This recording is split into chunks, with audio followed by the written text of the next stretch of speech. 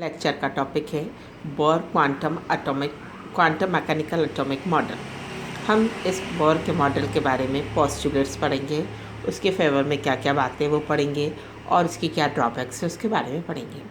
सबसे पहले हम देखते हैं कि बोर के क्वांटम सिद्धांत की क्या क्या धारणाएं थी, क्या क्या पोस्टुलेट्स थे। बोर ने कहा कि इलेक्ट्रॉन नाभिक के चारों तरफ किस तरीके से घूमता है, सर्कुलर पाथ में घूमता है। इलेक्ट्रॉन नाभिक के चारों तरफ वृत्ताकार कक्षकों में चक्कर लगाता है। Electron revolve around the nucleus in circular orbit. There are infinite possible circular orbit around the nucleus. एक नाभिक के चारों तरफ अनंत कक्षाएं हो सकती हैं, लेकिन सभी कक्षकों में इलेक्ट्रॉन चक्कर नहीं लगाते हैं। केवल वही ऑर्बिट परमिसिबल होते हैं, उन्हीं ऑर्बिट की परमिशन होती है, उसी ऑर्बिट में इलेक्ट्रॉन चक्कर लगा सकते हैं जो एंगुलर मोमेंटम यानी कोणीय संवेग के क्वांटीकरण के सिद्धांत को फॉलो करते हैं। जो क्वांटीकरण के सिद्धांत के अनुसार होता है, केवल उन्हीं ऑर्बिट में इलेक्ट्रॉन चक्कर लगा सकते हैं। What is the law of quantization of angular momentum? That is mvr is equal to nh upon 2 pi. What is mvr? mvr mass into velocity into radius gives us angular momentum, कोणीय संवेग, जिसका कोणीय संवेग h upon 2 pi का integral multiple हो। केवल उन्हीं orbits में इलेक्ट्रॉन चक्कर लगा सकते हैं, बाकी ऑर्बिट्स में इलेक्ट्रॉन को चक्कर लगाने की परमिशन नहीं होती है। This law is termed as quantization of angular momentum. n is what we termed here, n is equal to 1 2 3. n may be complete integer, it may not be 1.2 1.3 value नहीं हो सकती है।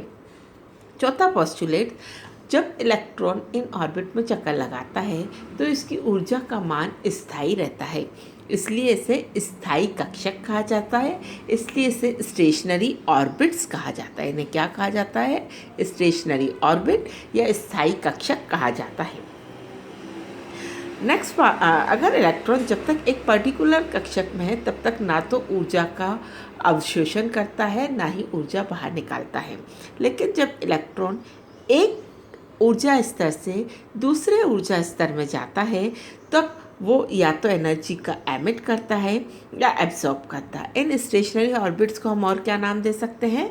हम इसे नाम दे सकते हैं एनर्जी लेवल्स, क्योंकि जब तक इलेक्ट्रॉन एक पर्टिकुलर एनर्जी लेवल में रहता है, इसकी एनर्जी का मान, जब तक इलेक्ट्रॉन एक पर्टिकुलर ऑर्बिट में रहता है, इसकी ऊर्जा का मान स्थायी होता है, इसलिए हम इसे ऊर्जा स्तर भी कहते हैं, एनर्जी लेवल भी कहते हैं। लेकिन जब इलेक्ट्रॉन एक एनर्जी लेवल से दूसरे एनर्जी लेवल में जाता है तो या तो ऊर्जा अवशोषित करता है या ऊर्जा उत्सर्जित करता है। इधर इलेक्ट्रॉन एब्जॉर्ब एनर्जी और it will emit the energy. अगर इलेक्ट्रॉन लोअर से हायर में जाता है तो ऊर्जा का अवशोषण करता है, एब्जॉर्प्शन करता है। अगर इलेक्ट्रॉन हायर से लोअर में आता है तो ऊर्जा को उत्सर्जित करता है, ऊर्जा एमिट करके बाहर निकालता है। What amount of energy it will deliver, what amount of energy it will absorb or emit depends upon the energy difference between the two energy levels.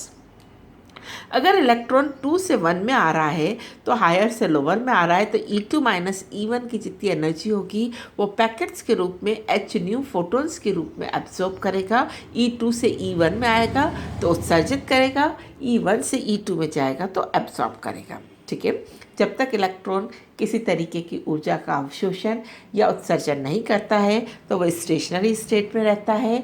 जब तक स्टेशनरी स्टेट में रहता है तो हम कहते हैं साम्यावस्था में है, इक्विलिब्रियम में।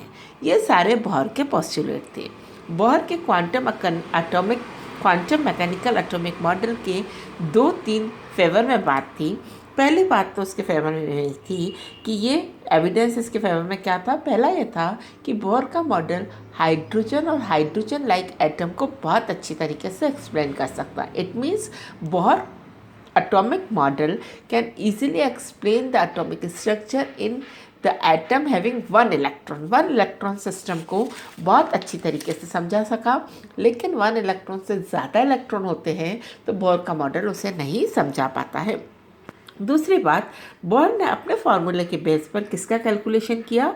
एनर्जी और रेडियस यानी ऊर्जा और त्रिज्या का जो कैलकुलेशन बोर ने अपने मॉडल से किया, उस मॉडल के अकॉर्डिंगली जो वैल्यूज ने कैलकुलेट की that are in close agreement with the experimental data. यानी बोहर का कैलकुलेटेड डाटा एक्सपेरिमेंटल डाटा से मैच होता है। This is in evidence in favour of quantum atomic mechanical model of Bohr. Bohr के model की कुछ कमियां थी जो इस तरीके से है। पहला कमी इसकी क्या थी कि बोर वन इलेक्ट्रॉन सिस्टम को अच्छी तरीके से समझा सके, लेकिन जब एक से ज़्यादा इलेक्ट्रॉन उसमें हो जाते हैं तो बोर का मॉडल उस एटॉमिक स्ट्रक्चर को एक्सप्लेन नहीं कर सकता है। दूसरा ड्रॉबैक, बोर ने अपना सेकंड पोस्टुलेट दिया कि वही ऑर्बिट में इलेक्ट्रॉन चक्कर लगा सकता है जिसमें एंगुलर मोमेंटम का क्वांटाइजेशन का रूल फॉलो होता है। कोणीय संवेग के क्वांटीकरण का रूल फॉलो ना होने पर उसमें इलेक्ट्रॉन चक्कर नहीं लगाता है। तो बोर का ये पोस्टुलेट सही है, लेकिन ऐसा क्यों? Bohr was not able to explain the why associated with the quantization of angular momentum. Third drawback, Bohr ने अपने मॉडल में दोनों बातें यूज़ करी। वेव मैकेनिकल कंसेप्ट भी यूज़ किया और बोर ने क्वांटम मैकेनिक्स भी यूज़ करी। बोर ने दोनों मैकेनिकल वेव भी यूज़ किया, क्वांटम भी यूज़ किया, लेकिन बोर के मॉडल तक डुअल नेचर ऑफ लाइट नहीं आया था। यानी ये कहीं वेव बात करते, कहीं क्वांटम बात करते, तो it is not appropriate. Fourth drawback, they consider electron as particle. इन्होंने कहा इलेक्ट्रॉन एक पार्टिकल है जो ऑर्बिट में चक्कर लगाता है। ऑर्बिट में चक्कर लगा रहा है इलेक्ट्रॉन तो पार्टिकल है, लेकिन इन्होंने उस पार्टिकल के साथ एसोसिएटेड वेव के बारे में कुछ भी एक्सप्लेन नहीं किया। फिफ्थ ड्रॉबैक, जब इलेक्ट्रॉन E2 से E1 में आता है तो E2 माइनस E1 जितनी एनर्जी को ये बाहर निकालता है और वो एक लाइन स्पेक्ट्रम के रूप में दिखती है।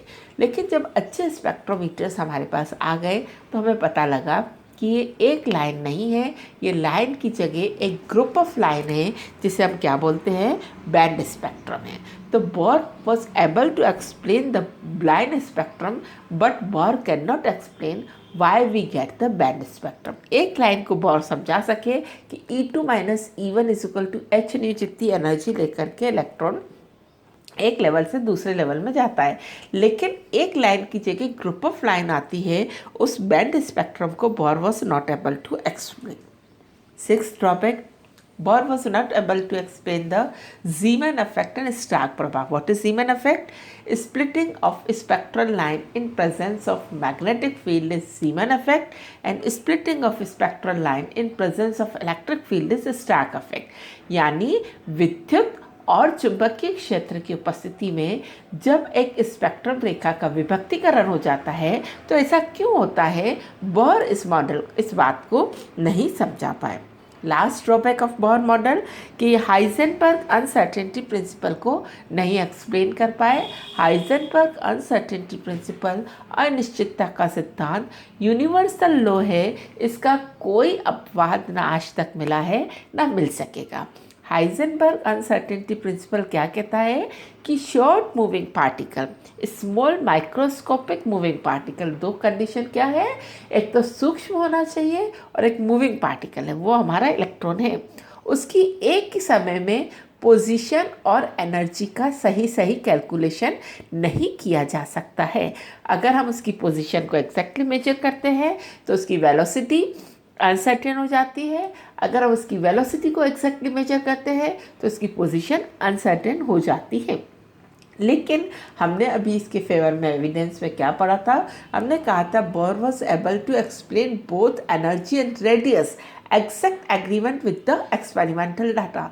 अगर बोर एनर्जी भी कैलकुलेट कर रहे हैं, यानी energy is what E is equal to mc², यानी वो वेलोसिटी को एक्जैक्टली मेजर कर रहे हैं, और रेडियस मीन्स व्हाट?